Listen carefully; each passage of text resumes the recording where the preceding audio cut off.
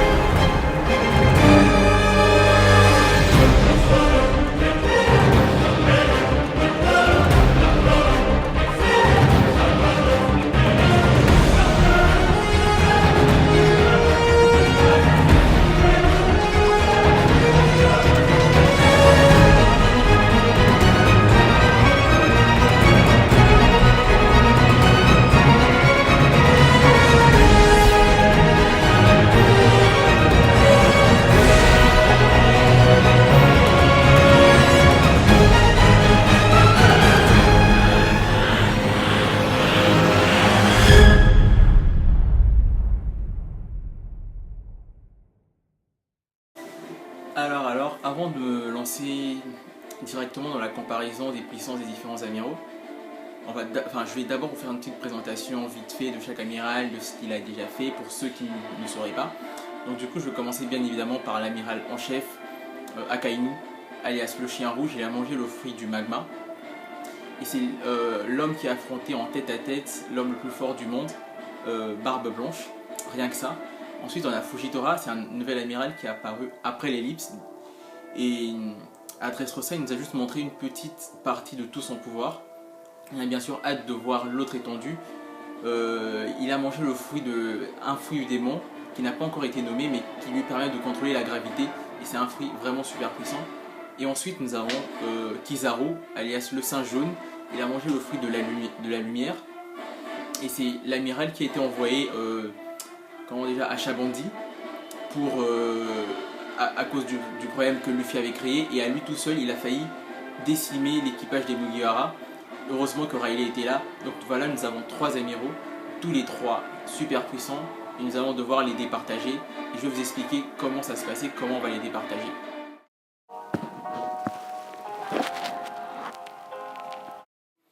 Alors pour cette comparaison, je vais dissocier la puissance du potentiel. Je vais vous donner un exemple simple et compréhensible. Luffy par exemple, il a mangé le fruit du Gomu Gomu no. Et en fait, à la base, c'est pas un fruit qui est censé être super puissant. Mais Oda, dans le développement du manga, il a tellement bien exploité le Gomu Gomu no Mi que voilà, son potentiel est devenu vraiment énorme. Il est devenu de plus en plus fort, alors qu'à la base, le Gomu Gomu no n'est pas vraiment un fruit super puissant. Donc c'est comme ça que je vois la différence entre la puissance et le potentiel. Donc du coup, je vais d'abord commencer par le classement de la puissance, et ensuite je ferai un classement du potentiel, et ensuite je vais réunir les deux pour faire un... Donc en gros il y aura trois classements. Donc du coup c'est parti d'abord pour le premier classement, celui de la puissance.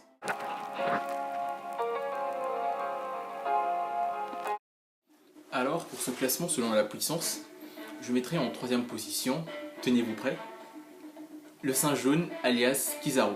Alors je vais m'expliquer pourquoi il occupe cette troisième position. Kizaru, c'est l'amiral qui a mangé le fruit de la lumière. En soi, voilà, la lumière, qu'est-ce qu'elle peut apporter en termes de puissance pure et dure? Voilà, on voit pas trop. C'est vrai, il est rapide, il se déplace vite, mais en termes de puissance, d'impact, voilà, c'est moins bien que les deux autres, bien sûr. Et ensuite, en seconde position, je mettrai Fujitora, alias le tigre violet. Voilà, c'est l'amiral qui a mangé le fruit du démon, un fruit du démon qui lui permet de contrôler la gravité. Il est capable d'immobiliser ses adversaires sans bouger le petit doigt. et il est aussi capable de faire tomber des météorites sur Terre, donc rendez-vous bien compte de la puissance de son fruit du démon. Et bien sûr, en première position, je mettrai le Akainu, donc alias le chien rouge, l'homme qui a porté le dernier coup à Ace. Avec son fruit du démon du magma, il écrase bien sûr facilement les deux premiers. Donc c'est fini pour le premier classement selon la puissance. Maintenant, je vais procéder au deuxième classement selon le potentiel.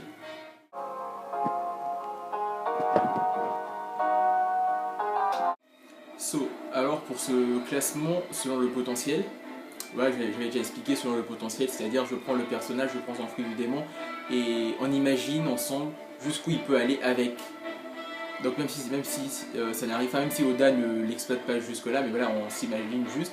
Donc pour ce classement, je le mettrai en troisième position, tenez-vous prêts, Fujitora.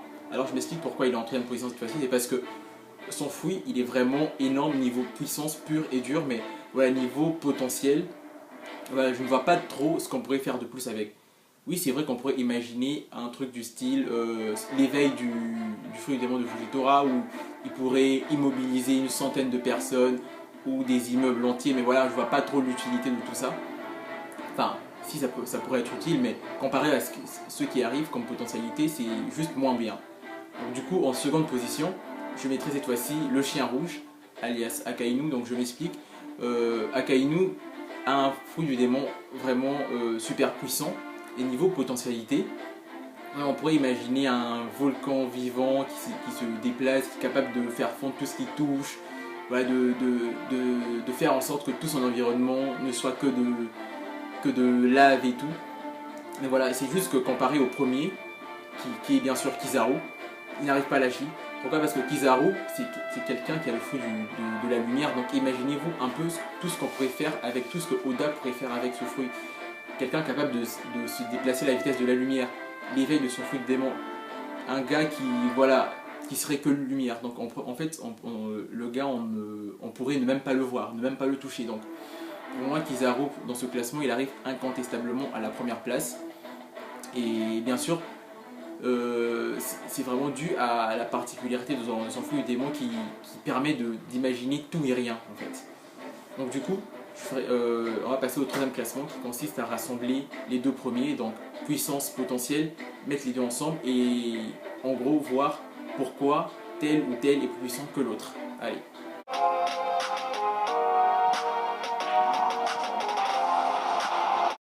Alors pour ce dernier classement, donc puissance, potentiel mélangé, on va dire pour moi la dernière position, la dernière place est très facilement attribuable. Donc la dernière place revient à Fujitora.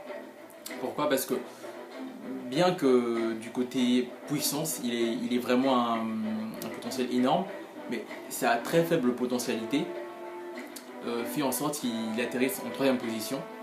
Et surtout aussi, je pense pas que c'est un personnage qui... Enfin, certainement il aura de l'ampleur, mais pas peut-être pas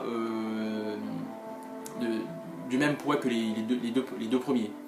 Donc alors, pour les deux premiers, je ne pourrais pas juste faire un classement en mixant les deux, mais je prendrai aussi en compte les événements qu'on a déjà vus, car c'était vraiment très difficile pour moi de départager les deux, compte tenu du fait de tout ce qu'ils ont déjà accompli.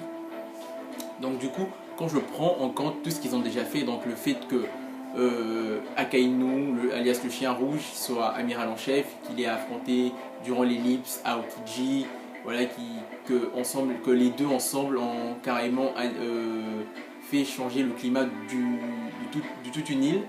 Et aussi que Kizaru, voilà, l'homme qui se déplace à la vitesse de la lumière, qu'il a failli décimer à lui tout seul l'équipage des Mugiwara, qui vraisemblablement n'a peur de rien, qu'il est capable de tout faire. En fait, quand je prends en compte tous ces éléments, on va dire que je mettrai Kizaru à la deuxième position et Akainu à la première.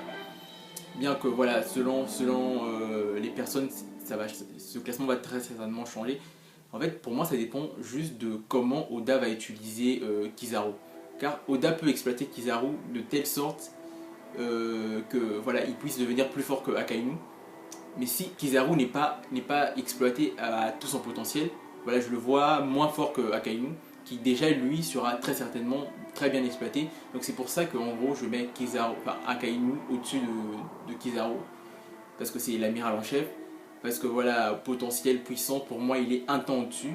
Mais si le potentiel de Kizaru est vraiment exploité tel que je pense que soit minimum ils seront à égalité, soit Kizaru sera voilà, plus fort. Et bon, donc voilà, on arrive à la fin de ma vidéo.